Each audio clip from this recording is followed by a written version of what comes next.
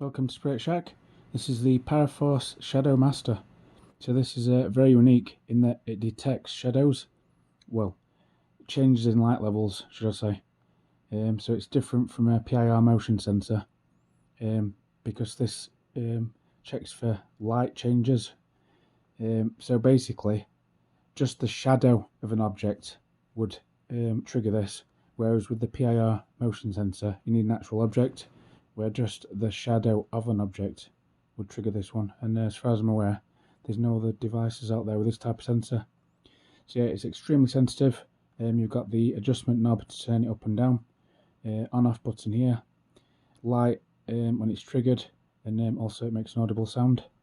It takes a 9-volt square battery in the back. So basically, I'm going to show you how to use it, because I think most people might struggle with this, because it's kind of unique in how it works. You might struggle to use it without watching this video. So basically, if the light is coming from an open window in that direction, so the light is coming this way.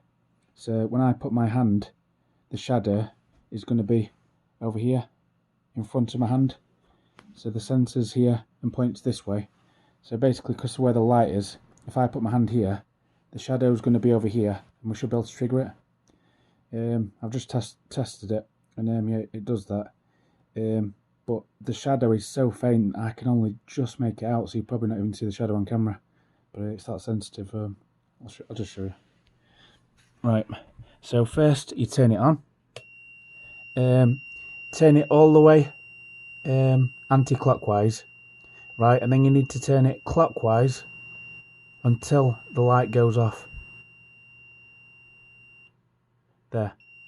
So I'm turning it anti-clockwise, clockwise, anti-clockwise, clockwise. So you want it just after the light goes off. Just after. So you've basically there. A bit too much.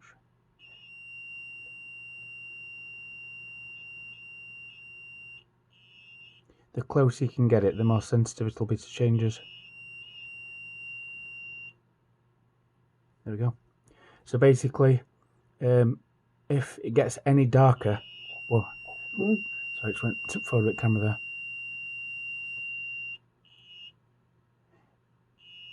Yeah, can you see my shadow there? That's what's triggering it. Turn it down even further.